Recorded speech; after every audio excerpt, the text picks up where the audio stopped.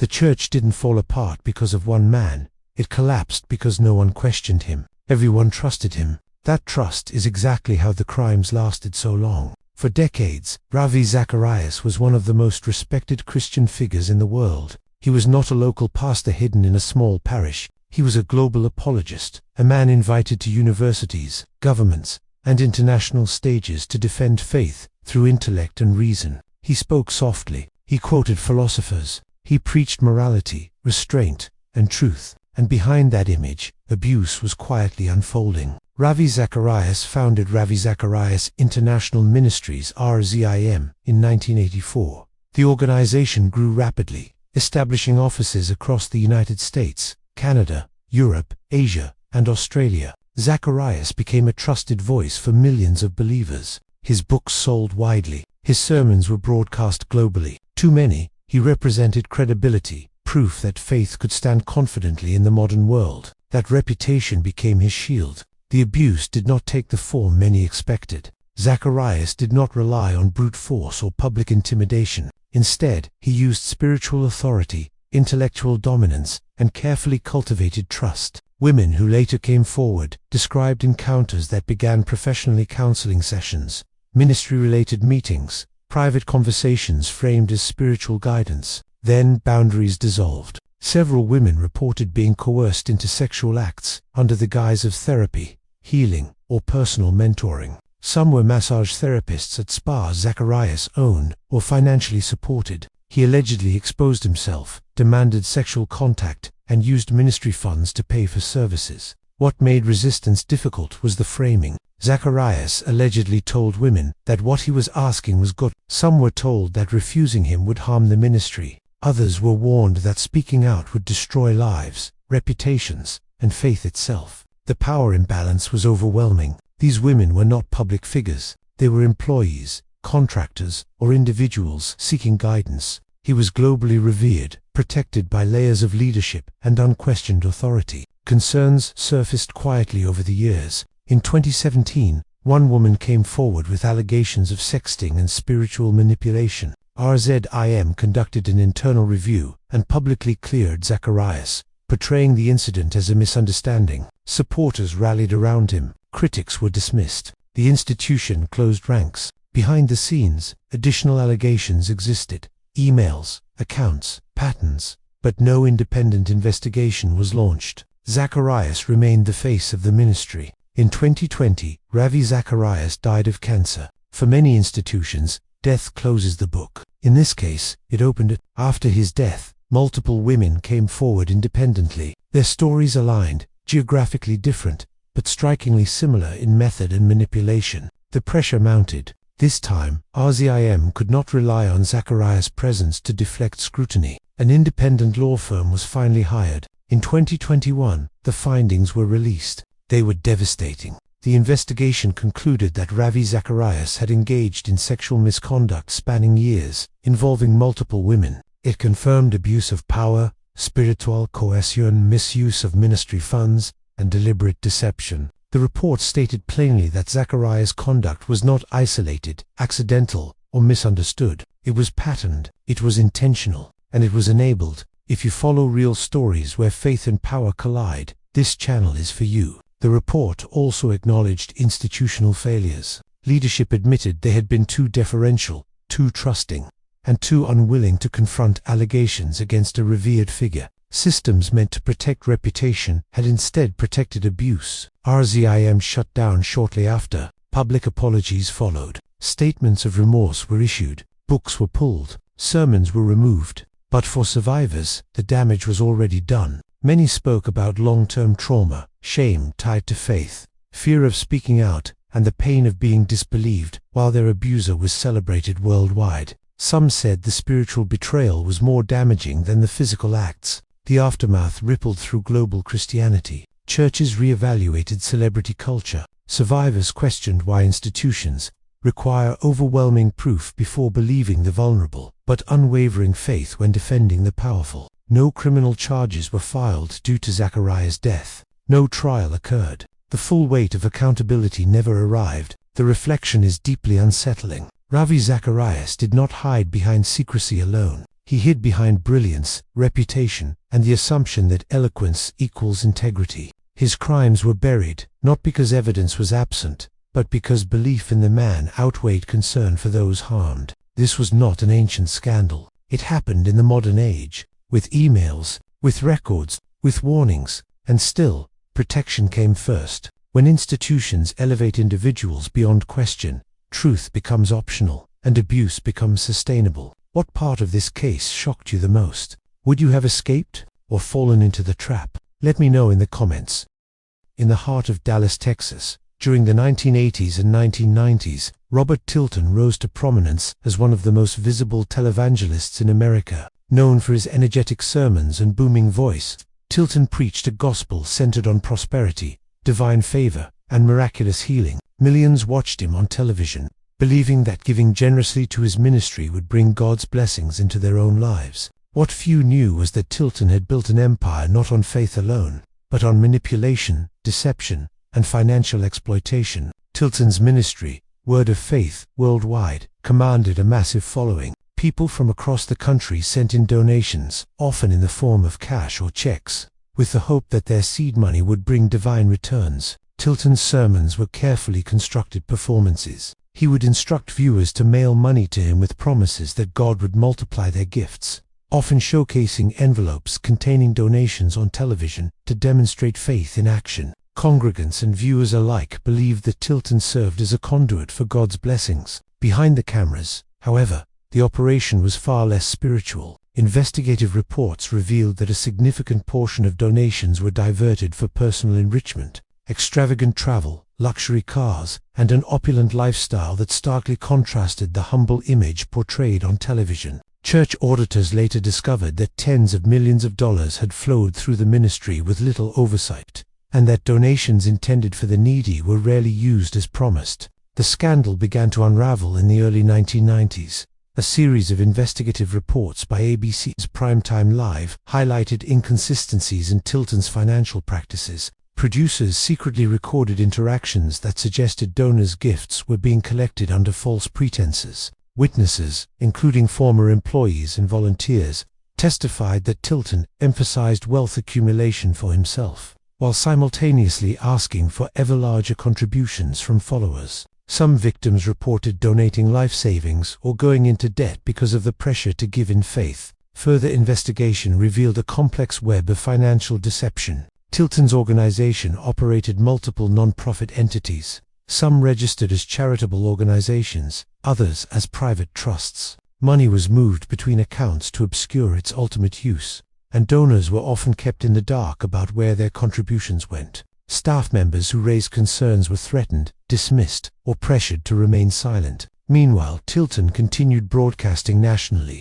expanding his reach and reinforcing the narrative that generosity toward the ministry would bring divine favor. Legal action followed. In 1991, the Texas Attorney General's office launched an investigation into the ministry's financial practices. Tilton claimed that all funds were used to advance the gospel, and that accusations of fraud were misunderstandings. However, documents and testimonies painted a different picture, one in which personal enrichment and ostentatious spending were prioritized over the spiritual and material needs of followers. Under scrutiny, Tilton's empire began to crumble. Federal investigations examined whether the solicitation of funds constituted fraud, and the television network ABC aired a damning expose showing letters from desperate donors who had been misled. Some had sent money in hopes of healing for terminal illnesses. Others had been promised prosperity that never materialized. The public outcry was intense, tarnishing Tilton's reputation and shaking the trust of millions of viewers.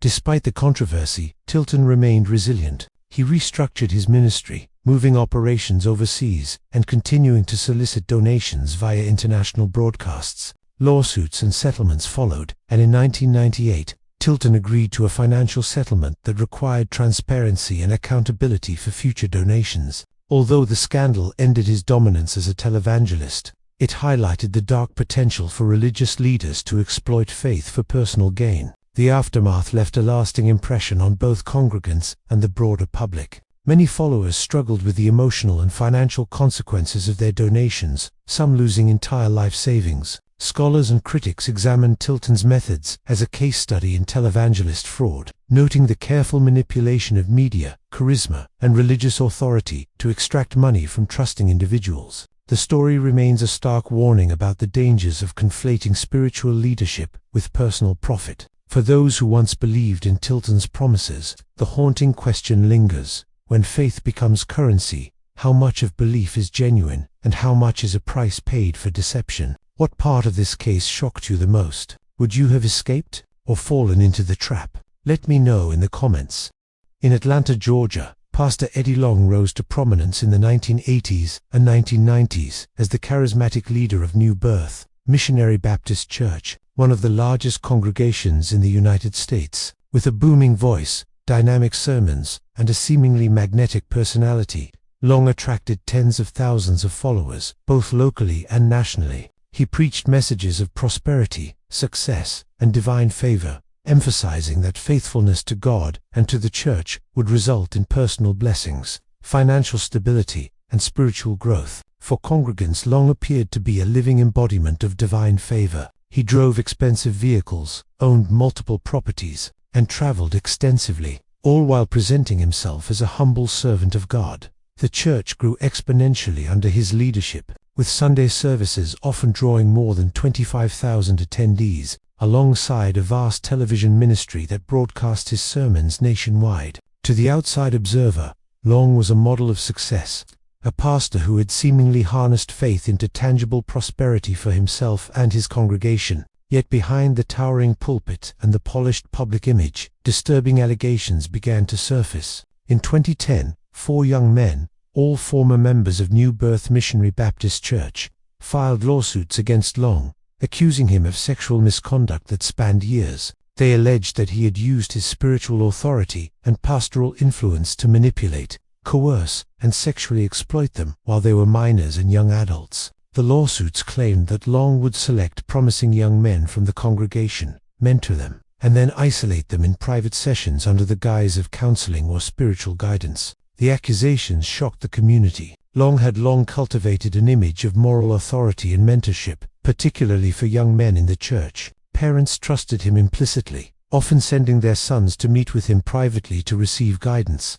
Many of the alleged victims described being groomed over months, with Long using scripture, spiritual promises, and his position of power to normalize inappropriate behavior. In several cases, he allegedly told his victims that compliance was a sign of devotion to God, and that refusal would result in spiritual failure. Simultaneously, Long's financial dealings raised eyebrows. Reports suggested that he had amassed considerable wealth through donations, book sales, speaking engagements, and church-sponsored enterprises. Investigators noted that church members were encouraged to give generously, often under the belief that their contributions were directly tied to blessings and divine favor. Funds were funneled into personal accounts, luxury purchases, and the maintenance of an opulent lifestyle, blurring the line between pastoral stewardship and personal enrichment. The lawsuits prompted a media firestorm. News outlets covered the story extensively, interviewing former congregants, legal experts, and church members. The juxtaposition of Long as a public persona, a revered pastor, motivational speaker, and spiritual guide, with the allegations of sexual abuse and financial exploitation, created widespread shock and disbelief. Many longtime members struggled to reconcile their admiration for Long with the emerging evidence of misconduct. Legal proceedings moved quickly, with settlement negotiations and court filings dominating headlines. In 2011, Long reached confidential settlements with the 4 accusers. While the terms were sealed, the case cast a permanent shadow over his ministry, forcing the church and its leadership to address issues of accountability, oversight, and the misuse of spiritual authority. The settlement did not include an admission of guilt, but it left the public and congregants with lingering questions about his conduct and motivations. The fallout extended beyond the courtroom. New Birth Missionary Baptist Church faced internal divisions, with some members leaving in protest, others grappling with disillusionment, and a portion remaining loyal, convinced of Long's innocence or divine favor. Public scrutiny increased, prompting other churches to examine safeguarding policies, particularly concerning youth mentorship, financial transparency, and pastoral boundaries. Eddie Long continued his ministry for several years after the settlements, maintaining a presence in Atlanta and appearing at conferences and speaking engagements. He remained a figure of both reverence and controversy, emblematic of the complex dynamics that arise when faith, charisma, and unchecked authority intersect. Long's death in 2017 closed a chapter on a life marked by both extraordinary influence and deeply troubling allegations. For many, the story of Eddie Long serves as a cautionary tale. The very qualities that can inspire devotion, charisma, authority, and spiritual guidance can also be manipulated to exploit the faithful, raising difficult questions about trust, power, and the true cost of belief. When a pastor's sermons preach prosperity and righteousness, how do you discern the difference between divine guidance and personal greed? What part of this case shocked you the most? Would you have escaped or fallen into the trap? Let me know in the comments. In the sun-soaked neighborhoods of Los Angeles, California, during the 1980s, a man named Peter Popoff captivated the hearts and wallets of thousands with a promise as old as religion itself: miracles delivered through faith. Popoff, a self-proclaimed faith healer, preached on television and in megachurch auditoriums across the United States, claiming that God had endowed him with the ability to cure disease, restore fortunes, and heal the sick through divine intervention. Crowds were drawn to his energetic performances, captivated by his charisma, and convinced by the spectacular testimonies of those who claimed to have been healed. What the public did not see was a carefully orchestrated empire built not on divine power, but on deception, manipulation, and relentless financial exploitation. Popoff's rise to prominence began in the 1970s. The son of a Lutheran minister, he leveraged his upbringing in the church to develop a deep understanding of religious language and symbolism. By the time he reached adulthood, he had perfected the art of persuasion, mastering emotional appeals that could sway entire congregations. He appeared on television with a polished presence, engaging directly with viewers and presenting himself as an unassailable conduit for God's miracles. His claim was simple yet powerful: if one had faith and sent money, God would reward that faith with blessings, whether in health, wealth, or personal happiness. At the center of Popoff's ministry was the business of miracles. Followers were encouraged to send seed offerings, donations purportedly meant to catalyze divine favor. Popoff would read these letters on live television, occasionally mentioning donors' names, medical conditions, or personal struggles. The audience was left with the impression that he possessed extraordinary spiritual insight. In reality, Popoff was receiving information about these individuals through secret means. His wife, Elizabeth, collected prayer request forms and communicated details to him via an earpiece during live broadcasts. This system allowed him to appear omniscient, astonishing viewers with his knowledge of intimate personal details. The financial structure of the ministry was equally elaborate. Donations came not only from television viewers but also from live events, merchandise, and mail-order programs. Reports indicate that Popoff's annual income reached into the tens of millions of dollars during the peak of his early career. Expensive cars, lavish homes, and luxurious vacations became the outward signs of his success, presented to the public as evidence of divine favor. Congregants were led to believe that their contributions were directly linked to miracles, reinforcing a cycle of giving that enriched Popoff personally while fostering dependency among followers. Popoff's methods attracted attention from skeptics and investigative journalists. In 1986, the James Randi Educational Foundation, led by famed skeptic James Randi, began scrutinizing Popoff's performances. Using hidden cameras and detailed analysis, Randi demonstrated that Popoff was receiving information from his wife through a concealed earpiece, a revelation that exploded into national headlines. The exposé was damning, revealing a sophisticated system of deceit that preyed on faith and desperation. Despite this, Popoff initially denied the allegations, claiming that skeptics were jealous of his divine gifts. The fallout from the expose was swift. Donations plummeted, and public trust in Popoff's ministry was severely damaged. Television networks dropped his programs, and many of his former followers expressed feelings of betrayal, anger, and shame. Yet Popoff was undeterred. By the mid-1990s, he had reinvented himself, launching a new television ministry that capitalized on his remaining audience and the notoriety from his prior exposure. With improved production techniques, polished broadcasts, and a focus on prosperity theology, Popoff gradually rebuilt his empire. Financially, the revival was substantial. Popoff continued soliciting donations, often under the guise of helping impoverished communities or funding missionary work. Legal documents later revealed that significant portions of these funds were diverted to personal expenses, including luxury vehicles, real estate acquisitions, and lavish travel. Followers were encouraged to sow seeds with the promise of divine returns, creating an ongoing stream of income directly tied to faith and belief. Many congregants, motivated by desperation, illness, or hope, gave far beyond their means, often emptying savings or taking loans to fulfill Popoff's requests. Popoff's revival did not go unnoticed by regulatory authorities. In 1987, he faced the Federal Trade Commission (FTC) investigation for mail fraud related to solicitation of funds. The FTC charged him with misrepresenting the use of donations and deceiving donors regarding miraculous healing. Popoff agreed to a settlement, surrendering a portion of his assets and ceasing operations for a period,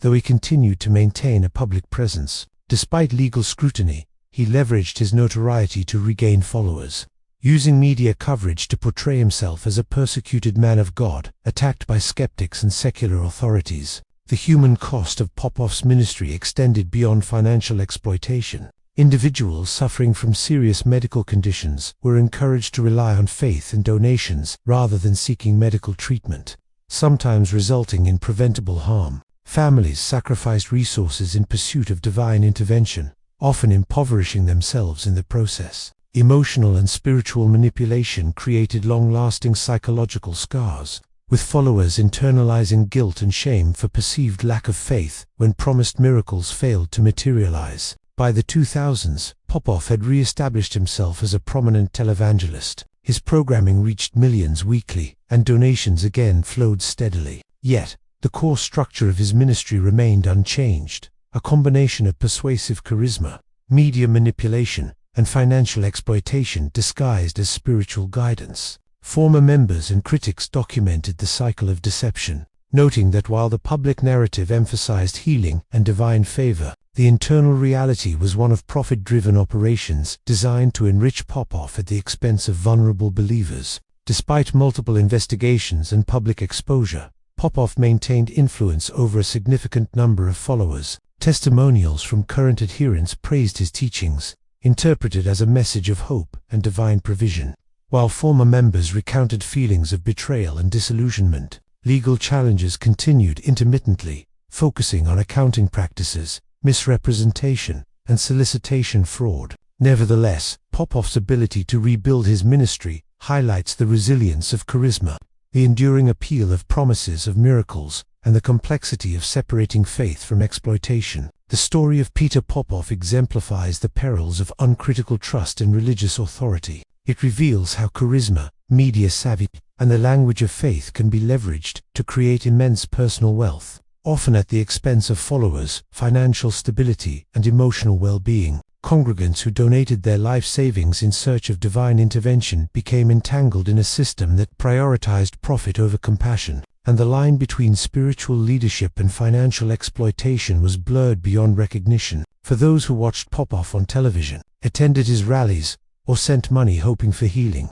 the haunting question remains: when miracles come with a price tag, who truly benefits the believer, or the man claiming to channel divine power? What part of this case shocked you the most? Would you have escaped, or fallen into the trap? Let me know in the comments. In the rural outskirts of Arkansas, Pastor Tony Alamo established a ministry that combined charismatic preaching with aggressive financial solicitation. Born in 1934 as Bernie Lazar Hoffman, Alamo reinvented himself as a religious leader who claimed divine authority, eventually founding the Tony Alamo Christian Ministries. His ministry, which grew throughout the 1970s and 1980s, attracted thousands of followers who believed that giving generously to Alamo's church would secure spiritual blessings, protection, and prosperity. To outsiders, he appeared to be a devoted man of God, a dynamic preacher with a compelling vision. However, the reality behind the ministry was far darker, intertwining financial exploitation, abuse, and manipulation. Alamo's rise to prominence was fueled by a combination of media savvy, persuasive charisma, and a promise of salvation for those willing to give their loyalty and their money. Sermons emphasized obedience to the pastor as obedience to God, creating an environment in which questioning authority was equated with spiritual failure. Congregants were encouraged to donate beyond their means, often giving savings, property, or other personal assets in pursuit of divine favor. These funds were rarely used for charitable purposes. Instead, they financed Alamo's personal luxuries, including multiple residences, vehicles, and extravagant travel. By the late 1970s, Alamo had consolidated his financial empire. He operated businesses that were ostensibly connected to his ministry, from publishing operations to music studios, yet profits were directed primarily to his personal accounts. He maintained tight control over all church finances, insisting on secrecy and framing inquiries as challenges to faith. Staff members were often coerced into complicity, with any dissent framed as disloyalty to God and the congregation. Families were pressured to submit financially, sometimes sacrificing essential needs for the sake of the ministry. The psychological control exerted by Alamo extended beyond finances. He preached an extreme interpretation of Christianity, often emphasizing the consequences of sin and the importance of total obedience. Children were raised within this rigid structure, and young adults were instructed that serving the pastor was their highest calling. Reports from former members revealed that Alamo exercised authority over nearly every aspect of congregants' lives, including personal relationships, housing, and employment. Those who resisted faced ostracism, shaming, or expulsion. Alamo's methods were not limited to spiritual and financial control. Allegations of sexual abuse emerged over the years. Investigations uncovered that he had engaged in sexual misconduct with underage female members, exploiting his authority to manipulate and intimidate victims. Survivors recounted being pressured into compliance with threats of divine punishment or community rejection. Many described a culture in which faith and fear were inseparable,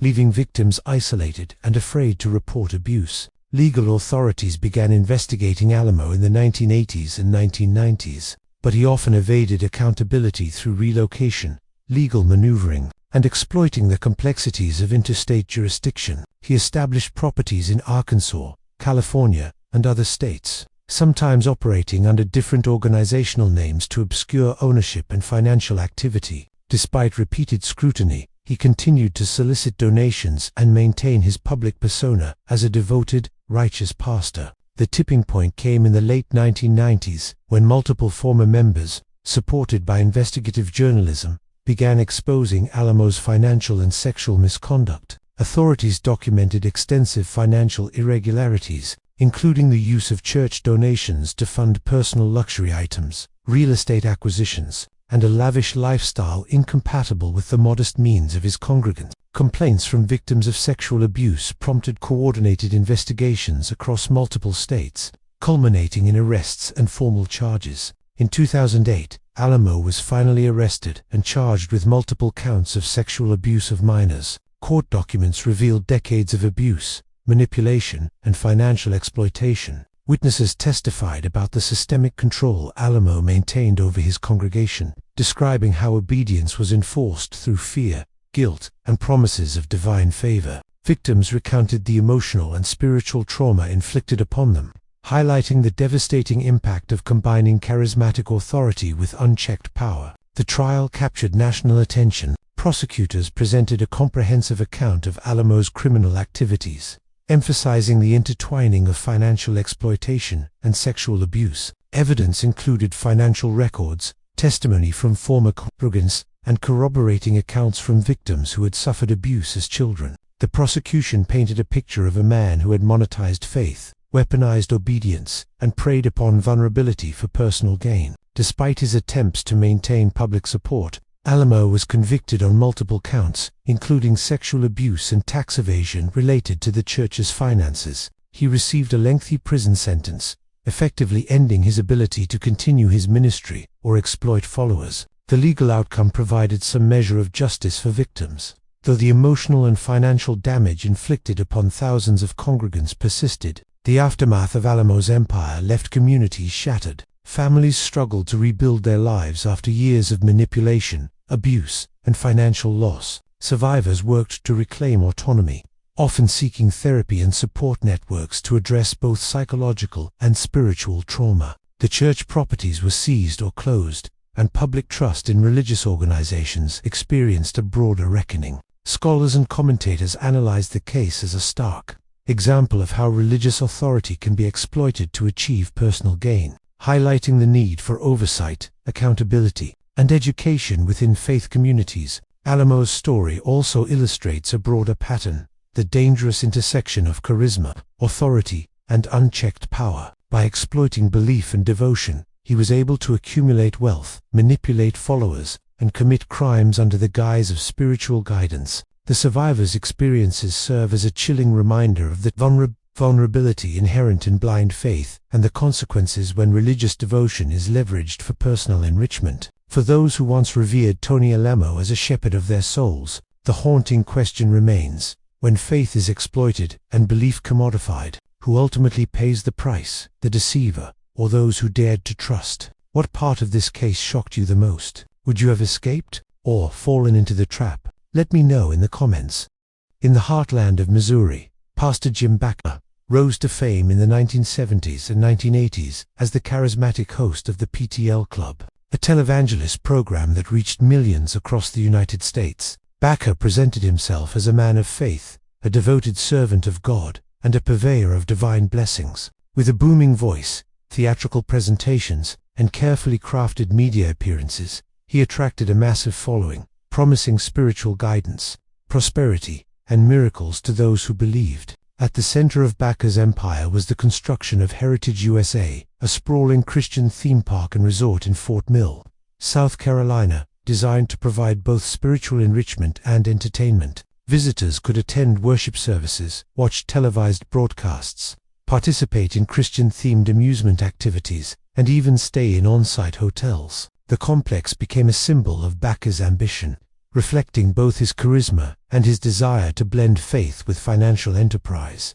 The operation required vast amounts of funding, and Bakker relied heavily on donations from viewers of his television program. These contributions were framed as acts of faith, a seed planted in hope of spiritual and material returns. Bakker's messaging encouraged congregants to give generously, often presenting testimonials of miraculous healings or divine favor in exchange for gifts. The psychological appeal was profound. Believers were told that giving not only strengthened the ministry but also brought blessings into their own lives. Behind the scenes, however, the financial management of the PTL organization was deeply flawed and, in many cases, fraudulent. Investigators later uncovered evidence that donations were misused, diverted into personal accounts, and applied toward lavish lifestyles rather than ministry or charitable work. Bakker himself enjoyed luxury vehicles, expensive properties, and other indulgences, creating a stark contrast between the public perception of a humble man of God and the private reality of wealth accumulation.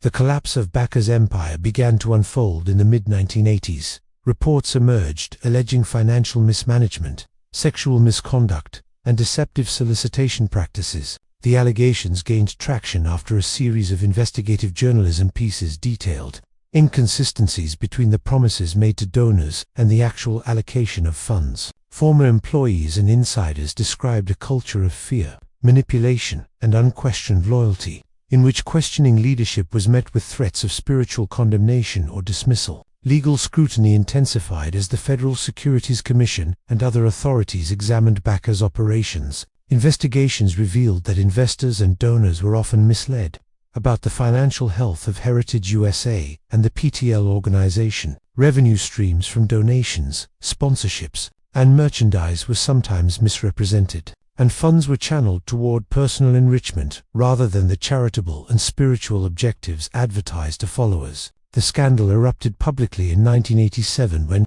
evidence of both financial fraud and sexual misconduct came to light. Bakker faced multiple charges, including mail and wire fraud, conspiracy, and falsifying financial statements. The prosecution presented documentation showing that millions of dollars had been diverted improperly, along with testimony from employees, investors, and congregants who had been misled or coerced. Witnesses described how Bakker's public persona as a benevolent spiritual leader masked a calculated exploitation of trust, influence, and religious authority. The trial captivated the nation. Viewers who had once tuned in to the PTL Club felt betrayed, struggling to reconcile the image of a preacher devoted to God with the reality of criminal behavior. Bakker's defense attempted to frame the issues as mismanagement rather than intentional fraud, arguing that errors had been made in the operation of a large and complex ministry. However, the consistency of witness testimony, financial records, and documentary evidence painted a clear picture of deliberate deception.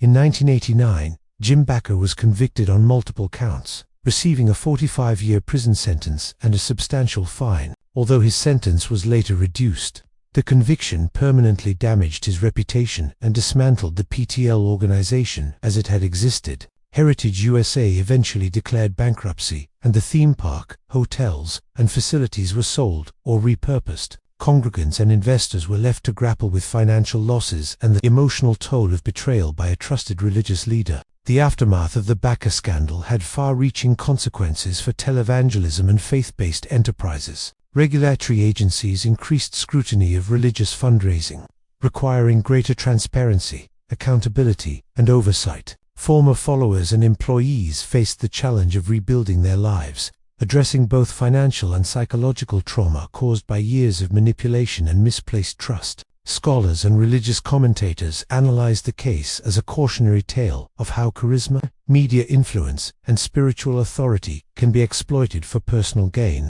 Despite his imprisonment and public disgrace, Bakker eventually returned to television in the 1990s, continuing to preach and broadcast his messages, though on a much smaller scale. His ability to regain a following underscored the enduring appeal of faith leaders, even after scandals of extraordinary magnitude. For many, the legacy of Bakker's ministry remains a complex mix of spiritual inspiration, betrayal, and financial ruin. The story of Jim Bakker serves as a stark reminder of the vulnerability inherent in placing unchecked trust in charismatic leaders. It illustrates how faith, when intertwined with media influence and financial ambition, can become a tool for exploitation rather than empowerment. When devotion is monetized and miracles are sold, who ultimately pays the heaviest price? The preacher or the believers who gave everything they had in faith? What part of this case shocked you the most? Would you have escaped or fallen into the trap? Let me know in the comments. In the 1980s and 1990s, John Avanzini, a Texas-based televangelist, became a prominent figure in the world of prosperity gospel preaching. Operating primarily out of Fort Worth, Texas, Avanzini captivated audiences with his promises of financial blessings, health, and divine favor in exchange for faith-filled giving. Unlike traditional ministers who focused on scripture and moral guidance, Avanzini's sermons centered on the notion that God rewarded monetary generosity with tangible wealth. To followers, his teachings appeared revolutionary, a practical application of biblical principles that offered both spiritual enlightenment and financial success. Avanzini's rise was fueled by his dynamic television presence. Through syndicated programming, he reached millions of viewers across the United States, often showcasing letters and testimonies from individuals claiming miraculous financial or health-related benefits after sending donations. He framed giving as a spiritual obligation, emphasizing that prosperity was a divine promise contingent upon obedience and faithfulness. His charismatic delivery, coupled with the allure of tangible results, created a devoted audience willing to donate substantial sums of money, often beyond their personal means. Behind the camera, however, the situation was less sacred than it appeared. Avanzini managed his operations with an eye toward expanding influence and wealth. Donations collected from viewers, including life savings, credit card contributions, and mortgage payments, were funneled into organizational accounts with little transparency. Funds were redirected for personal enrichment, including luxury travel, expensive real estate, and high-end vehicles. In addition, the television operation itself was financed in part by the very donations Avanzini solicited, creating a self-perpetuating cycle in which faith translated directly into revenue for the ministry. Employees and volunteers who questioned Avanzini's methods often faced intense pressure to remain silent. Longtime staff described a culture in which loyalty was enforced through spiritual and social pressure. Challenging, Avanzini was equated with disobedience to God. Congregants were encouraged to view the preacher's material wealth as evidence of divine favor, further solidifying his authority and minimizing skepticism. Families were persuaded to give assets, sometimes putting themselves into debt, under the belief that their sacrifice would yield miraculous returns. Financial scrutiny of Avanzini's ministry began in earnest in the late 1980s, as investigative journalists and former donors highlighted inconsistencies between promises made and results delivered. A series of exposes revealed that many of the miraculous testimonies were either unverifiable or exaggerated. Donations intended for charitable outreach were frequently redirected toward operational costs or Avanzini's personal benefit. Despite mounting evidence, Avanzini maintained his public persona, presenting himself as a misunderstood spiritual leader, persecuted by secular authorities and skeptical media. A turning point came when federal and state authorities began investigating the ministry's financial practices. Allegations included misrepresentation of charitable intent, failure to properly report income, and misuse of donor funds. Investigators examined corporate filings, bank accounts, and donation records, uncovering a pattern of diversion that benefited Avanzini directly. Many of the transactions were structured through non-profit entities and trusts, creating a veneer of legitimacy while masking the true allocation of funds. Former donors reported feeling manipulated, often coerced into giving by appeals to fear, guilt, and the promise of divine favor. Public hearings and media coverage further exposed the methods employed by Avanzini. Investigative reports highlighted the emotional manipulation inherent in his sermons, emphasizing psychological tactics designed to encourage giving. Followers recounted experiences of personal letters read on television, miracle stories presented as proof of divine power, and pressure to participate in large-scale fundraising events. Critics argued that these tactics exploited the vulnerable, particularly those facing financial or medical hardship, creating a climate of dependence on the ministry and its leader. Legal action followed, with lawsuits filed by former congregants and donors seeking restitution. Court documents detailed the extent of financial misrepresentation, including records of donations redirected from charitable purposes to personal enrichment. Witness testimony underscored the systematic nature of the exploitation, highlighting how Avanzini combined charisma, theological justification, and media influence to maintain control over followers and their resources. While the cases varied in outcome, the pattern of financial abuse and manipulation was consistent, painting a clear picture of intentional exploitation under the guise of spiritual guidance. The broader implications of Avanzini's operations extended beyond individual donors. His prominence in the prosperity gospel movement contributed to a cultural shift in religious fundraising, normalizing the notion that faith could be monetized and that spiritual favor was contingent upon financial contribution. Other televangelists adopted similar models, emphasizing the link between giving and receiving blessings, creating a network of ministries that relied heavily on persuasive fundraising and the personal charisma of their leaders. Avanzini's ministry, despite legal scrutiny and public controversy, continued to operate, albeit on a smaller scale. He maintained a presence through television broadcasts, seminars, and publications, drawing followers who either remained loyal or were new converts unaware of past controversies. Former members and critics continued to speak out, sharing accounts of financial and psychological manipulation. While the ministry adapted to maintain both revenue streams and influence, the human cost of Avanzini's empire was substantial. Families reported financial hardship after contributing significant portions of their income, some losing homes or incurring debt. Emotional and spiritual distress was common among those who realized they had been exploited, with many grappling with feelings of betrayal,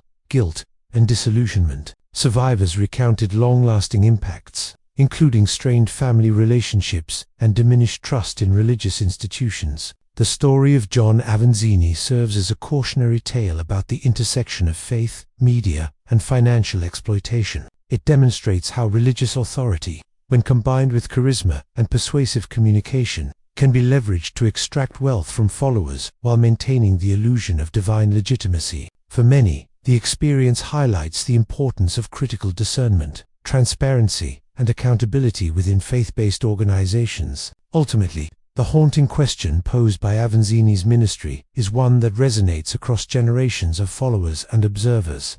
When trust in spiritual guidance is converted into financial gain, who has enriched the faithful believer, or the pastor who profits from their devotion? What part of this case shocked you the most? Would you have escaped, or fallen into the trap? Let me know in the comments. In the quiet suburbs of Chicago, Illinois, Pastor Scott L. Lee emerged in the early 1990s as the leader of Miracle Temple, a growing megachurch that promised spiritual renewal, healing, and prosperity. Lee cultivated an image of devout piety, humility, and divine insight, attracting thousands of congregants from across the Midwest. His sermons were filled with promises that God would reward faith, obedience, and generosity, encouraging members to donate liberally to the ministry. What appeared to outsiders as a thriving faith community was, in reality, a meticulously orchestrated system designed to channel wealth into Lee's personal coffers. From the outset, Lee demonstrated a keen understanding of media, marketing, and psychological persuasion. Miracle Temple broadcasts reached tens of thousands via local television and radio, featuring testimonials of miraculous healings, financial windfalls, and personal transformations. These stories, often emotionally charged and dramatized, served to reinforce the belief that generous giving would yield divine favor. Congregants were taught that their contributions were not merely charitable donations, but acts of faith that would invoke blessings in their own lives. Lee's financial operations were extensive and opaque. Donations were funneled through multiple church accounts, non-profit entities, and affiliated businesses, creating a labyrinthine structure that obscured the ultimate use of funds. Investigations later revealed that a significant portion of the money went directly to Lee's personal expenses, including luxury homes, vehicles, and international travel. Church staff were pressured to maintain strict confidentiality regarding financial matters, and any questions about allocations were framed as challenges to God's authority. The control Lee exercised over congregants extended beyond money. He exerted influence over personal decisions, relationships, and employment, often positioning himself as the arbiter of spiritual guidance. Members reported being instructed on whom to marry, how to raise children, and even which jobs to pursue, all framed as directives from God, mediated through the pastor. This pervasive control created an environment in which obedience was equated with righteousness, and dissent was met with shaming, ostracism, or spiritual condemnation. By the late 1990s, reports of irregularities began to surface. Former members and employees described a ministry driven more by personal enrichment than spiritual mission. Some congregants recounted giving tens of thousands of dollars in donations under the belief that it would secure miraculous outcomes, only to see little evidence of promised blessings. Investigative journalists documented lavish expenditures by Lee, contrasting them with the economic struggles of his congregants, many of whom had depleted savings or incurred debt to support the ministry. Legal authorities became involved after complaints regarding financial fraud, misrepresentation, and embezzlement surfaced.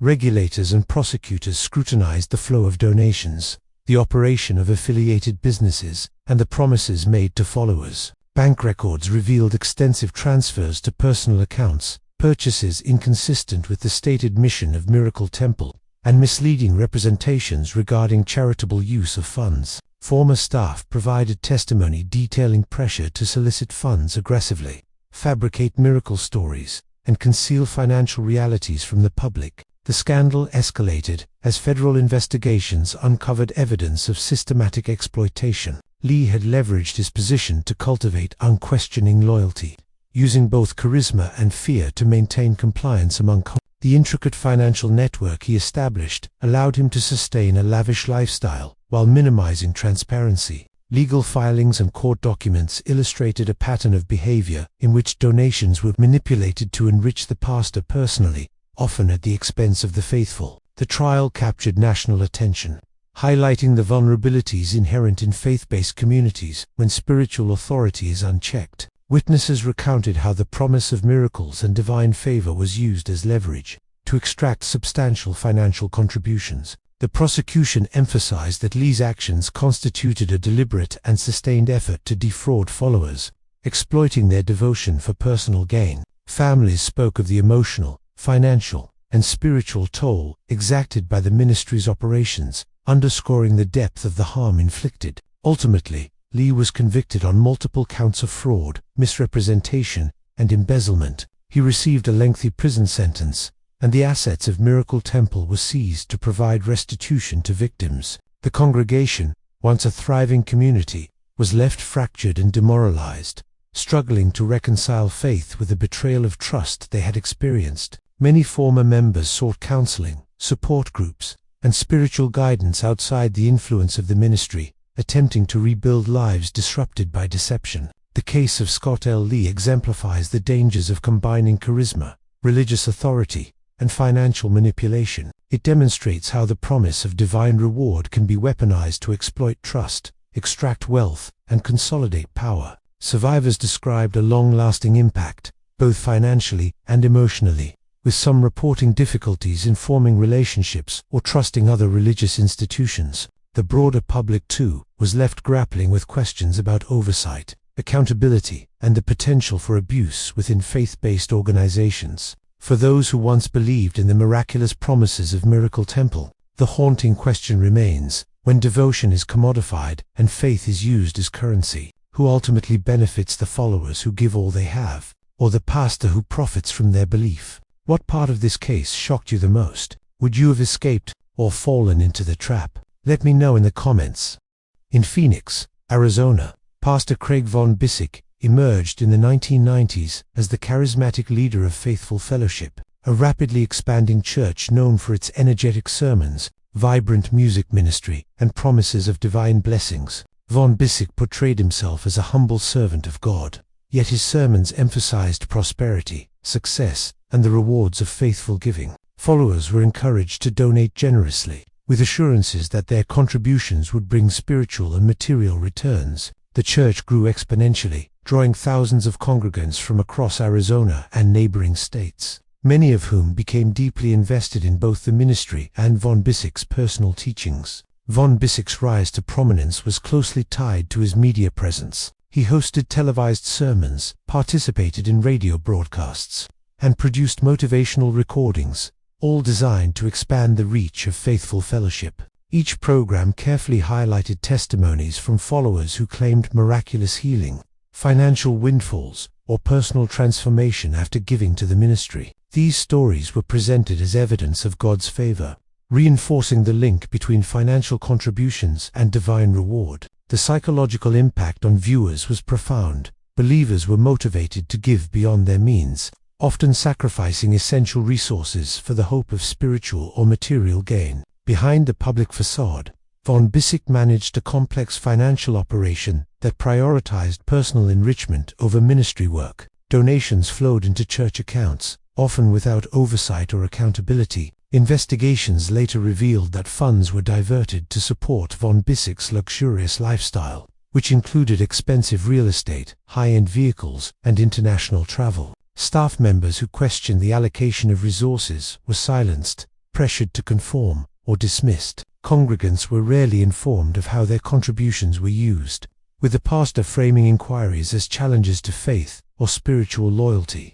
The control von Buseck exercised over his congregation extended beyond finances. Members described intense pressure to comply with the pastor's directives, both publicly and privately. Obedience was equated with spiritual righteousness, and dissent was framed as moral or spiritual failure. Families reported that von Buseck influenced decisions regarding education, employment, and marriage, creating an environment in which personal autonomy was subordinated to the authority of the pastor. The culture of the church fostered dependency, with followers internalizing guilt, shame, and fear as mechanisms to maintain compliance. By the early 2000s, reports of misconduct began to emerge. Former congregants and whistleblowers revealed that von Buseck's ministry had systematically misused donations, misrepresented charitable intent, and exploited followers psychologically. Letters, financial statements, and internal documents showed that contributions intended for ministry expansion or outreach were often redirected to personal accounts or luxury expenditures. Victims reported feeling manipulated and deceived, with some experiencing financial ruin after giving life savings to the church. Legal investigations followed, focusing on both financial mismanagement and potential fraud. Regulatory authorities examined the flow of donations, the operation of affiliated entities, and the claims made to followers regarding miraculous outcomes. Testimonies highlighted a pattern of intentional deception. Von Buseck had cultivated a trusting and obedient following while systematically diverting resources to fund his personal lifestyle. Former staff corroborated these accounts, describing a culture of secrecy, intimidation, and relentless pressure to solicit funds. The scandal gained national attention as investigative journalists documented the extent of von Buseck's exploitation. Media reports juxtaposed his public persona as a humble, faith-driven pastor with the reality of opulent personal spending, misleading fundraising, and coercion. Stories from victims illustrated the depth of emotional and financial harm,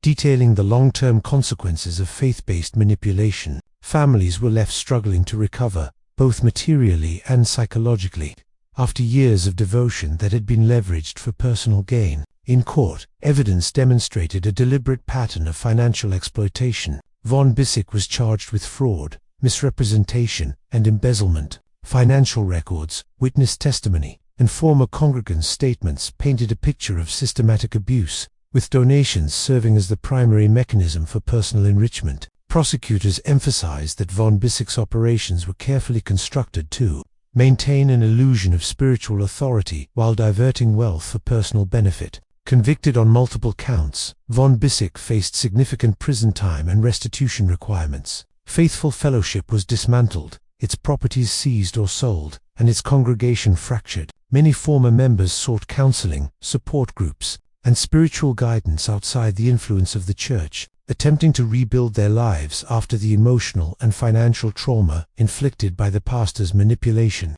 The case of Craig von Buseck highlights the dangers of combining charisma, religious authority, and financial ambition. It demonstrates how the promise of divine favor can be leveraged to exploit trust, extract wealth, and consolidate control over followers. Survivors recounted long-lasting impacts, including financial loss, broken relationships, and diminished trust in religious institutions. Scholars and religious commentators analyzed the ministry as a cautionary tale, emphasizing the need for transparency, oversight, and critical discernment within faith communities. For those who once believed in the promises of faithful fellowship, the haunting question remains: when spiritual devotion becomes currency, who truly benefits the followers who give everything in faith, or the pastor who profits from their belief? What part of this case shocked you the most? Would you have escaped or fallen into the trap? Let me know in the comments. In Dallas, Texas during the 1990s and 2000s, Marcus Lamb became a prominent figure in the world of Christian broadcasting. As the co-founder of Daystar Television Network, Lamb presented himself as a devout, humble servant of God, using his media platform to preach prosperity, deliver spiritual guidance, and broadcast religious programming to millions across the United States and abroad. While many viewed him as a source of inspiration, investigative reports and insider accounts later revealed a more troubling picture: a ministry structured to consolidate power, influence, and financial gain under the guise of faith. Lamb's rise was fueled by an intricate understanding of television media, marketing, and persuasive communication. Daystar's broadcasts combined traditional preaching with modern production techniques, featuring testimonials of divine healings, financial blessings, and miraculous interventions. Congregants and viewers were encouraged to donate generously, with the promise that contributions would invoke God's favor in their own lives.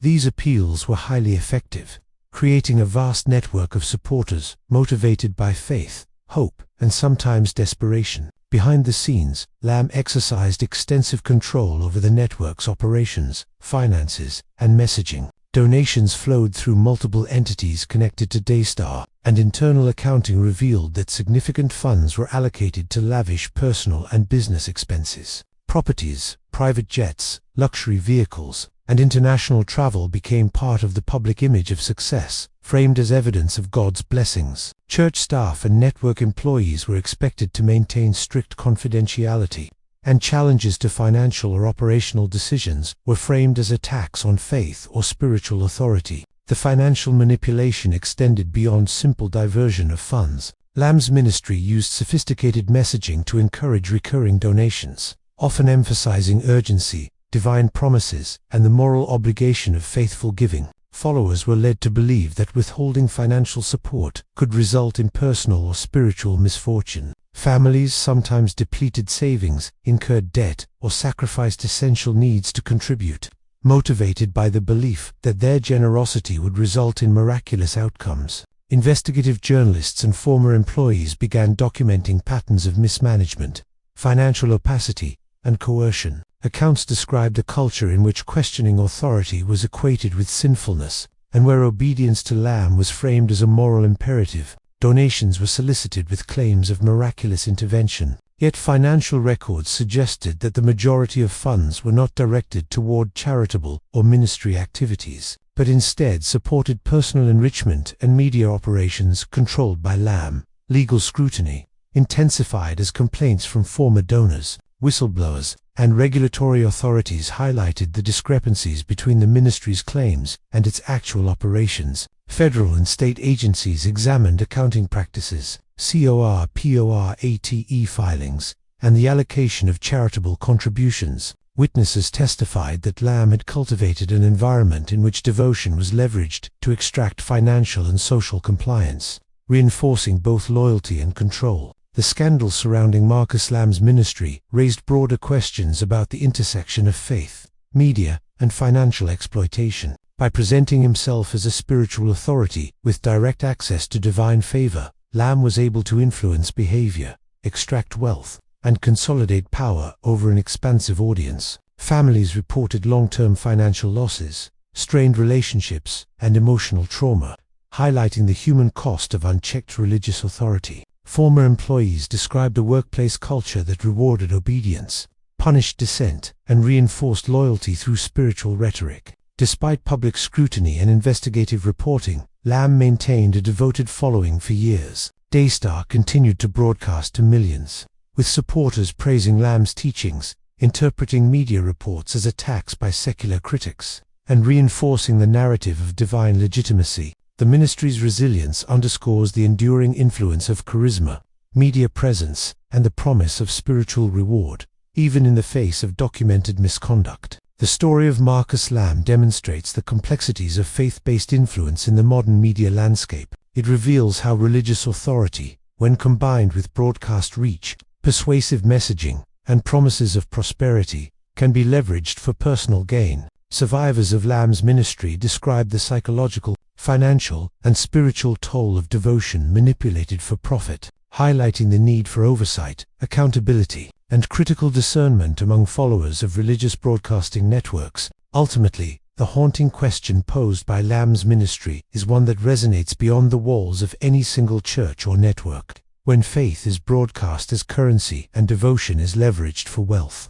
who ultimately benefits: the believers who give everything in hope, or the pastor who profits from their trust? What part of this case shocked you the most? Would you have escaped or fallen into the trap? Let me know in the comments. For more real-life crime stories, subscribe and stay tuned for the next deep dive.